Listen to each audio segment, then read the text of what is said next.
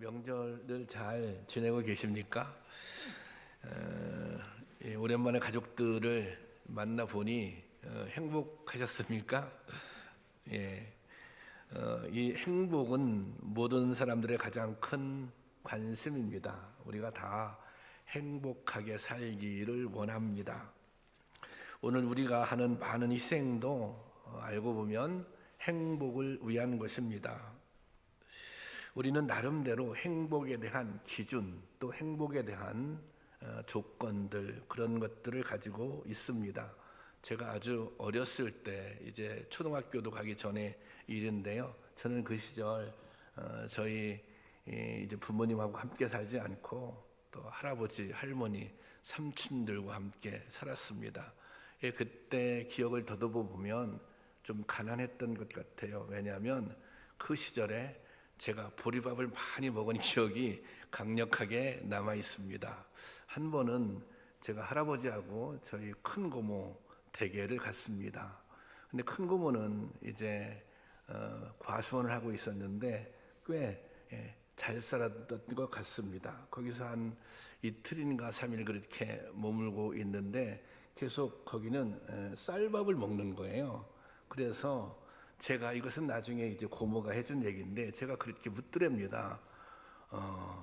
고모는 매일 이렇게 쌀밥만 먹느냐고. 그래서 이제 그 고모부가 그걸 마음 아프게 듣고 쌀을 한 가마 가지고 왔다고, 처갓집에 그런 얘기를 들은 적이 있어요. 그리고 저는 이제 부모님과 어쨌든 어린 마음에 따로 살잖아요. 그런데 그곳에 가보니까 거기는 제 또래 그 뭐 누나도 있고 동생들도 있는데 가족이 아주 화목하게, 그리고 또 고모부가 굉장히 자상하세요.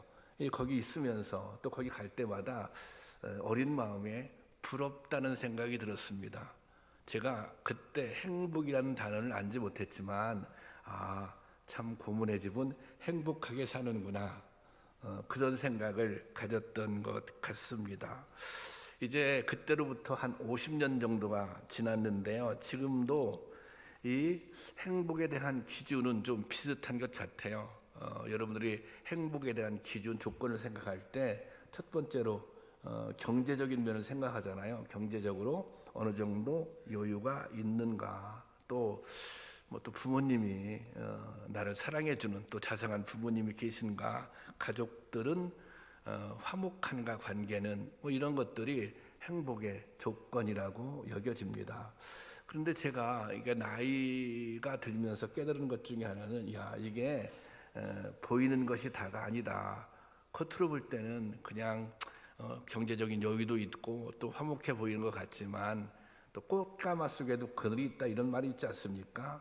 또 그분들이 가지고 있는, 그 가정이 가지고 있는 아픔들, 또 고통들이 있구나, 이제 그런 것들을 깨닫게 되고, 그리고 우리가 이제 좀 비교를 하잖아요. 비교를, 뭐 아무개 집과 또 누구하고 비교할 때, 이 행복을 비교할 때 사실은 이제 긍정적으로 나는 행복하다, 이런 것이 아니라 불행하다, 비교하면서 불행하다, 이런 생각을 많이 한다는 사실입니다.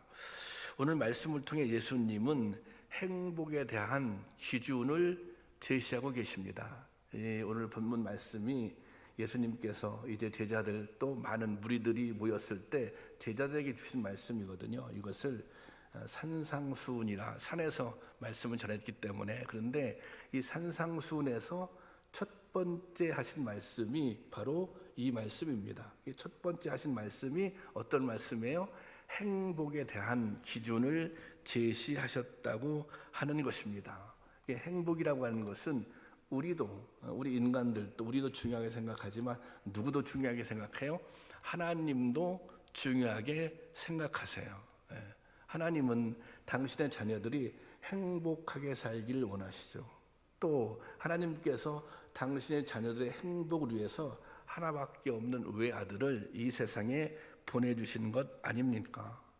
사실은 예수님이 이 땅에 오신 이유는 우리에게 행복을 주기 위해서 오신 것입니다. 예수님의 십자가는 질병과 고통, 절망과 슬픔에서 벗어나 완전한 행복에 이를 수 있는 통로입니다. 그러니까 예수님은 우리를 행복하게 하시는 분, 우리에게 진정한 행복을 주시는 분입니다. 믿습니까? 네, 그러면 예수님께서 하라는 대로 하면, 예수님께서 시키는 대로 하면 우리가 다 행복해질 수 있는 것입니다. 오늘은 예수님의 가르침을 통해 진정한 행복을 얻고 누릴 수 있기를 주님의 이름으로 축원합니다. 행복에 대한 예수님의 가르침은 이렇게 시작합니다. 오늘 3절 말씀인데요. 심령이 가난한 자는 복이 있나니 천국이 그들의 것이며, 그렇게 말씀하셨어요. 여기인데 복이 있나니 그랬잖아요. 근데 복 그러면 약간 우리가 범위를 생각할 때 좀 추상적으로 생각합니다. 그래서 현대어 성경에는 이렇게 번역해 놨어요. 이건 같이 볼까요? 시작. 마음이 가난한 사람들은 행복하다. 하늘나라가 그들의 것이리다. 심령이 가난한 사람들, 마음이 가난한 사람들은 어떻다? 행복하다. 왜 행복합니까? 하늘나라가, 천국이 그들의 것이기 때문에 행복하다는 것입니다.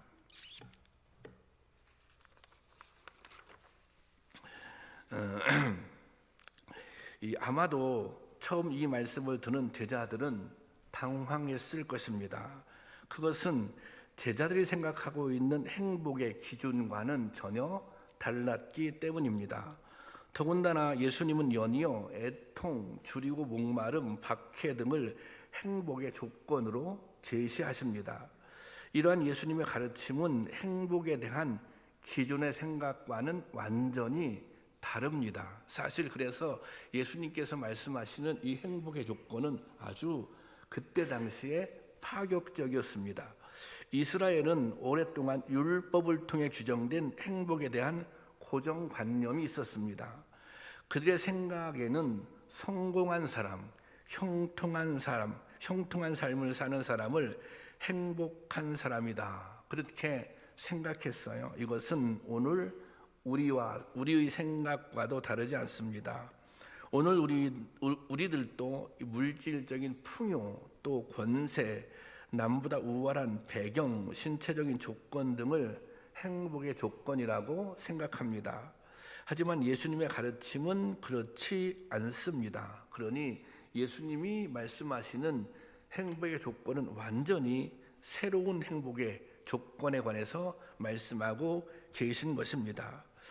그러면 예수님이 말씀하시는 행복의 조건은 무엇입니까? 대부분의 사람들은 무엇을 얼마나 가지고 있는가, 무엇을 얼마나 누리고 사는가, 그것을 행복의 기준으로 생각합니다. 그런데 예수님은 무엇을 누리고 있는가, 무엇을 가지고 있는가가 아니라 하나님과 어떤 관계를 맺고 사는가, 하나님과 어떤 관계를 맺고 있는가, 그것이 행복의 기준입니다. 행복의 출발점입니다. 다시요, 이게 중요한 말씀이에요. 내가 무엇을 누리고 있는가, 무엇을 가지고 있는가 얼마나 많이, 그것이 아니라 예수님과 어떤 관계를 맺고 살아가는가, 그것이 행복의 기준이라고 하는 것입니다. 여러분, 우리가 아무리 많이 가지고 많이 누려도 하나님과 상관없이 살고 있다면 그것은 행복이 아닙니다. 오히려 많이 가지고 있는 것 때문에 하나님과의 관계가 어그러지고 있다면 오히려 그것은 행복이 아니라 화가 되는 것입니다. 가진 것이 없어도 하나님을 알고 하나님을 믿고 하나님을 의지하며 살아간다면 이것이 행복인 것입니다. 왜 이것이 행복입니까? 천국을 소유할 수 있기 때문입니다. 마음이 가난한 자는, 심령이 가난한 자는 천국이 저희들 것이다, 그렇게 말씀하고 있잖아요. 이 본문에서 심령이 가난한 자가 복이 있다, 이렇게 말씀하셨는데 이것을 영어 번역으로 보면 이렇게 번역해 놨어요. Who depend only on him. 이 말의 뜻은 뭐냐면 오직 하나님밖에는 의지할 것이 없는 자, 없는 사람. 그러니까 이게 심령이 가난하다라고 하는 것은 이게 원래 의미, 원어가 가지고 있는 원래 의미는 오직 하나님밖에는 의지할 것이 없는 사람, 그런 뜻이 담겨져 있습니다. 가나는 예수님 당시에 사용하였던 히브리어로 에비온인데 이 말은 더 이상 기댈 곳이 없는 가나안을 뜻합니다. 성경에서 고아들, 과부들, 나그네들에게 이 말이 쓰여졌습니다. 그러니까 의지할 곳이 없는 가난입니다. 다른 말로 누군가의 도움이 없이는 살아갈 수 없는 상태를 뜻하는 것입니다. 이것은 내면적인 가난일 뿐만 아니라 물질적인 가난도 포함하고 있습니다. 그래서 누가복음에 보면 그냥 가난한 자가 복이 있다, 그렇게 기록되어 있습니다. 그러니까 가난한 상황이 더욱 하나님의 은혜를 구하게 만든 것입니다. 내가 더 이상 어떻게 의지할 게 없어요. 그 정도로 지금 가난해요. 그래서 하나님 한 분밖에는 의지할 수 없게 되었다는 것입니다. 가난이 하나님을 더욱 의지하게 만든 것입니다. 그 원어 성경을 보면 이 말씀에서 복이 있나니, 가난한 사람은 복이 있나니 이렇게 기록되어 있잖아요. 그런데 이 순서가 어떻게 되어 있냐면 복이 있다, 이것이 앞에 나옵니다. 제가 올려놨는데 이게 복이 있다, 그 다음에 마음이 가난한 사람들, 하늘나라가 그들의 것이다. 제가 무엇을 말씀드리고 하느냐면 이 말씀을 읽을 때 이런 거예요. 복이 있다라고 하는 것은 앞으로 복이 있을 것이다, 그 말이 아니에요. 지금 복이 있다는 거예요. 현재가 복되고 행복하다는 것입니다. 그러니까 마음이 가난한 사람은 지금 행복하다는 것입니다. 앞으로 행복한 것이 아니라 지금 행복하다. 왜 지금입니까? 지금 예수님을 통해 하나님의 다스림이 시작되었기 때문입니다. 지금 내 안에 주님이 계시고 그 주님을 통해서 하나님의 다스림이 시작되었기 때문입니다. 그래서 심령이 가난한 사람, 마음이 가난한 사람, 가난한 사람은 지금 현재 하나님 나라에서 살아가고 있는 것입니다. 이게 어려운 말이 아니에요. 우리가 쉽게 우리 안에 예수님이 계시다, 우리 안에 예수님이 계세요. 그 주님이 우리를 다스리세요. 내가 그 주님의 영향력 아래 살아가고 있어요. 그것을 다른 말로 우리가 천국의 삶을 사는 것입니다. 하나님 나라를 살고 있는 것입니다. 이것을 잘 표현해주고 있는 찬송가가 있잖아요. 그 찬송가가 내 영혼이 은총 입어, 내 영혼이 은총 입어 중한죄짐 벗고 보니 슬픔 많은 이 세상도 어떻다는 거예요? 천국으로 화하도다. 이 후렴 보면 이렇게 얘기했대요. 내 모든 죄 사함 받고 주 예수와 동행하니. 그 다음에 어떻게 돼요? 그 어디나 하늘나라. 그 다음에 3절 보면 높은 산이 거친들이 초막이나 궁궐이나, 그 다음에 뭐예요? 내 주님 예수 모시는 곳이 그 어디나 하늘나라. 그러니까 주님께서 내 안에 계시고 주님과 동행하니 우리는 하늘나라를 살고 있는 것입니다. 그래서 심령이 가난한 자는 복이 있나니 천국이 그들의 것이다, 그렇게 예수님께서 말씀하신 것입니다. 애통하는 자가 복이 있다, 이것도 같은 이치입니다. 이 마태복음에서 애통, 그런데 이 원어가 가지고 있는 의미는 이것은 상실의 슬픔을 이야기합니다. 매우 소중한 걸 잃었을 때 너무 슬프잖아요. 그리고 또 누가복음에도 이 애통이란 말이 나오는데 이것 표현이 조금 다릅니다. 여기 표현은 땅을 치며 운다, 그런 뜻이 담겨져 있습니다. 어떤 때 땅을 치며 웁니까? 극심한 슬픔에 빠지면 땅을 치고 울잖아요. 이게 위로받을 길이 없는 거예요. 뭐 누구한테 위로받을 방법이 없는 거예요. 그런데 슬퍼하는 사람이 왜 행복합니까? 그 답은 위로에 있습니다. 도저히 위로받을 수 없는 슬픔을 만났지만 위로를 경험하게 됩니다. 누구의 위로를 경험하게 됩니까? 하나님의 위로를 경험하게 되는 것입니다. 여러분, 가난하고 어려운 상황 때문에 하나님을 더욱 의지하게 되었다면 그것이 행복입니다. 말할 수 없는 슬픔 때문에 하나님의 위로를 경험하게 되었다면 그것도 행복입니다. 여러분, 성도들이 누려야 할 행복은 단순히 세상적인 조건에 있지 않습니다. 제자들이 세상 기준으로 행복을 생각했다면 아마도 예수님을 떠났을 것입니다. 성도들이 누려야 할 행복은 하나님과의 관계에 있는 것입니다.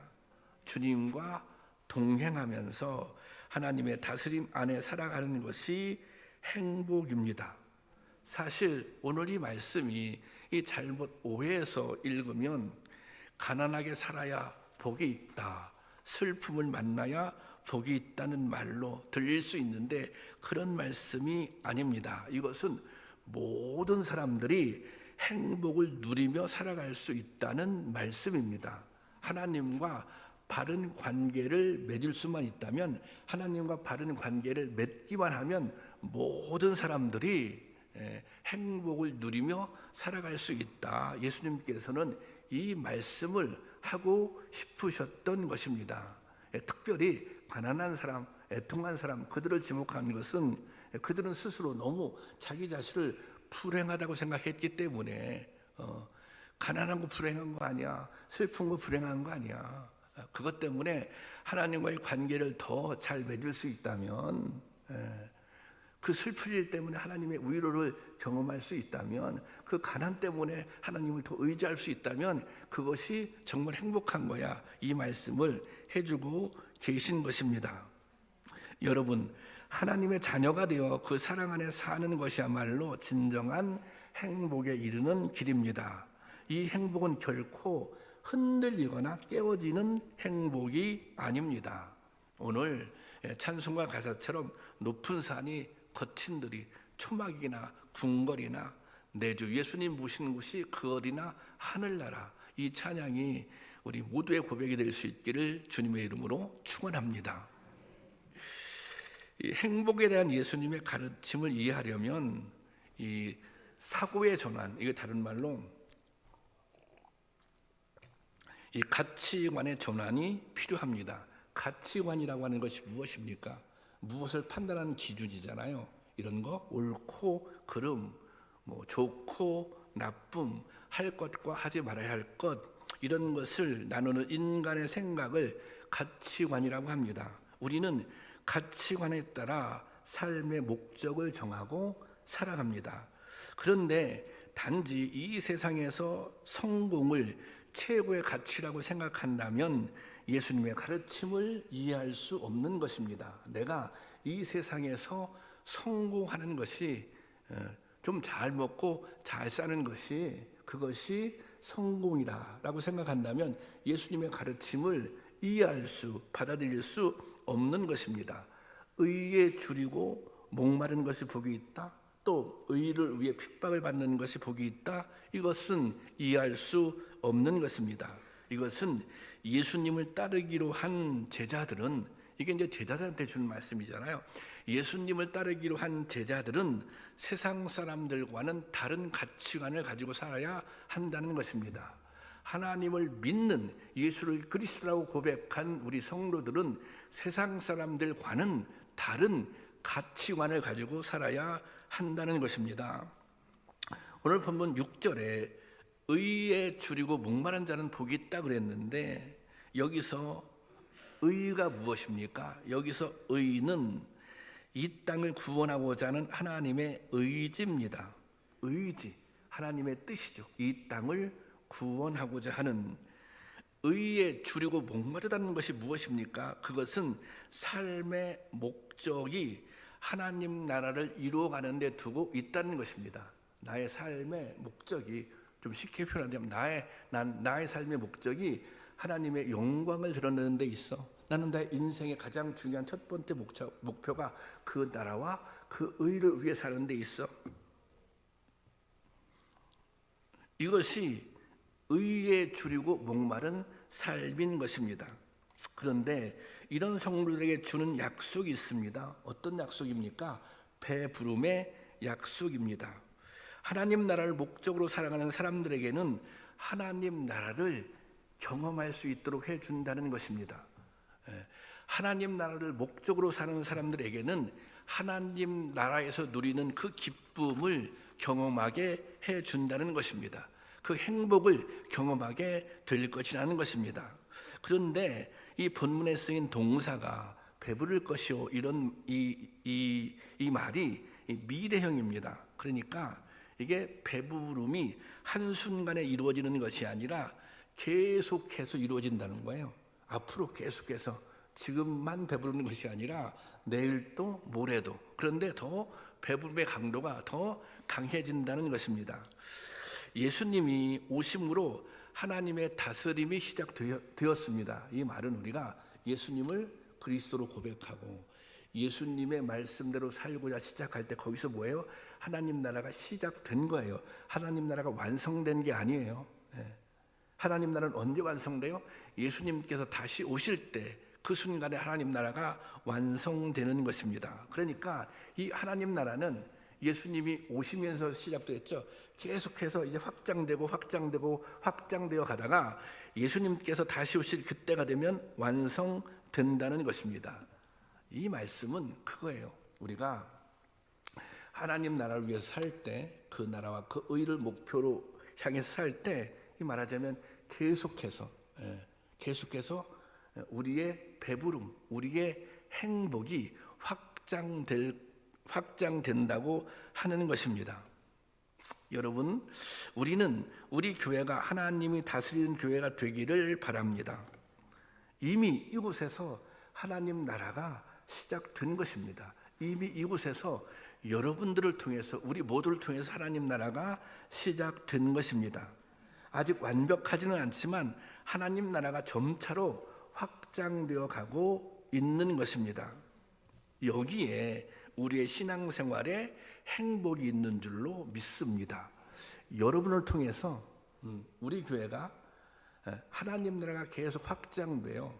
나를 통해서, 나의 헌신, 나의 사역, 나의 희생을 통해서 이 교회는 하나님 나라의 모형이잖아. 이 하나님 나라가 계속 확장돼요. 하나님 나라가 건강하게 세워져요.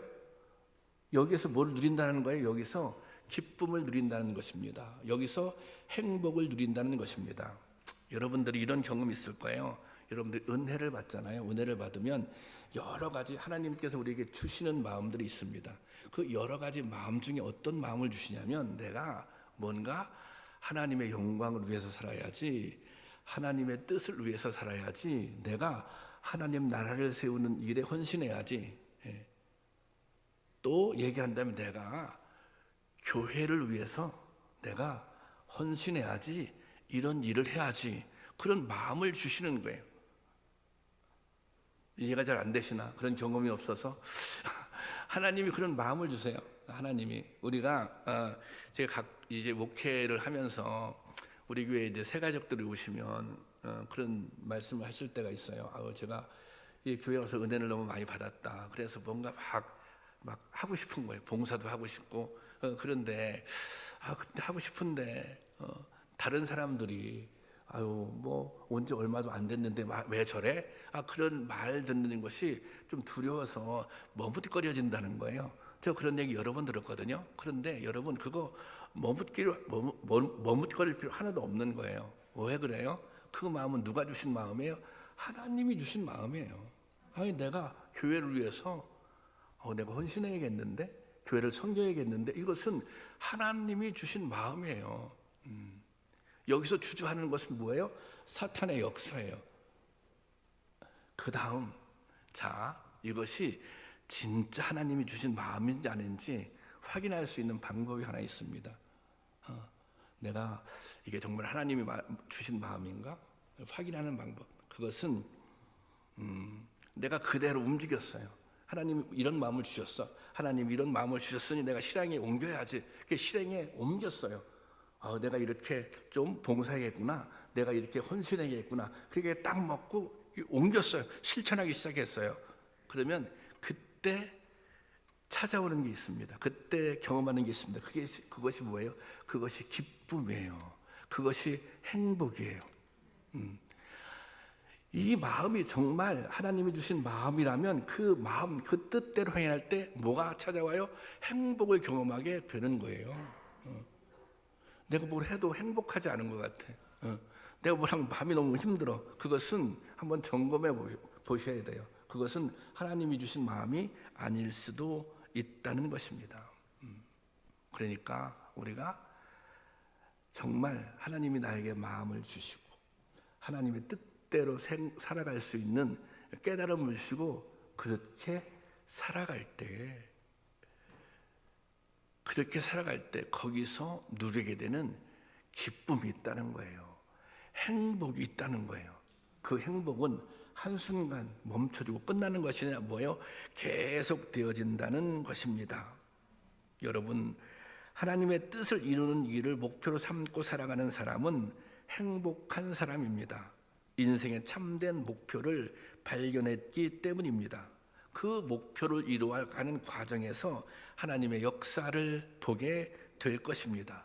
하나님의 임재도 경험하게 될 것입니다. 이것이 의의 줄이고 목마른 사람들이 누릴 축복입니다. 여러분, 이 행복도 누릴 수 있기를 주님의 이름으로 축원합니다. 이 당시 예수님을 따랐던 많은 무리들이 있습니다. 지금 예수님이 산 위에서 말씀을 가르치고 있잖아요. 여기에 많은 무리들이 모였어요. 그런데 이 무리들이 대체적으로 어떤 사람입니까? 이 사람들은 당시에 형통한 삶을 살고 있었던 사람들이 아닙니다. 이 사람들은 스스로 자신의 한 끼 식사도 해결할 수 없는 그런 이 가난하고 무력한 삶을 살았던 것입니다. 그래서 예수님께서는 오병이어의 기적을 베풀어서 그들을 먹이지 않습니까?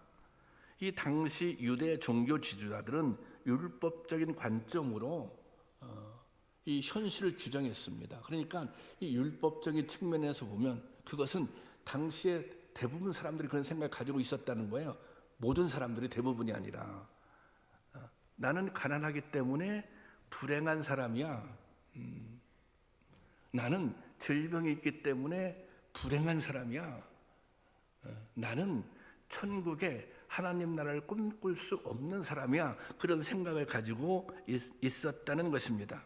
그래서 스스로 생각할 때 나는 행복과는 무관한 사람이다. 그런 생각을 가지고 있었던 거예요. 하지만 예수님은 그것이 틀린 생각임을 일깨워 주십니다. 오히려 너희들이 행복한 사람이다. 힘들고 어려운 형편 때문에 주님을 의지하게 되었다면 너희가 진짜 행복한 사람들이다. 천국이 너희들 것이다. 그렇게 말씀하고 계신 것입니다. 이것은 그들에게 최고의 격려였을 것입니다. 현재를 이기고 자신의 소중한 존재임을 깨닫고 의미 있게 살게 하는 격려였던 것입니다. 여러분, 비록 오늘은 고단하고 힘들어도 하나님과 교통하며 하나님 나라의 소망을 품고 살아간다면 그 삶은 행복한 삶입니다. 그래서 절망에서 용기를 얻고 포기에서 희망으로 새롭게 일어서도록 무리를 격려하신 것입니다. 여러분들은 현재 하나님과 어떤 관계 안에 있습니까? 여러분들은 하나님과 어떤 관계를 맺고 사십니까? 여러분 안에 주님이 계신 것이 맞습니까? 여러분들은 주님의 다스림 가운데 사는 것이 맞습니까? 현재 삶이 어려워 주님을 더욱 의지하게 되었다면 여러분들은 행복한 사람입니다. 지금 하나님 나라를 경험하게 될 것이기 때문입니다. 여러분의 인생의 목표가 하나님 나라를 이루는 데 있다면, 그래서 그런 교회를 세우기 위해 애쓰고 있다면 여러분들은 행복한 사람들입니다. 반드시 하나님의 역사를 경험하게 될 것입니다. 또 하나님께서 주시는 새로운 기쁨을 누리게 될 것이기 때문입니다. 어떤 경우에도 주님을 온전히 믿고 신뢰하는 사람은 행복한 사람입니다. 왜 그렇습니까? 영원한 천국에 들어가게 될 것이기 때문입니다. 여러분은 우리는 사실 행복할 수밖에 없는 사람들입니다. 행복할 수 있는 모든 조건을 우리는 가지고 있습니다. 왜 그렇습니까? 하나님께서 우리의 아버지가 되시기 때문입니다. 예수님께서 우리의 구세주, 우리의 그리스도가 되시기 때문입니다. 그분이 우리 안에 계시기 때문입니다. 이 하나님께서 주시는 행복, 이 하나님께서 주시는 기쁨을 누리며 사실 수 있기를 주님의 이름으로 축원합니다.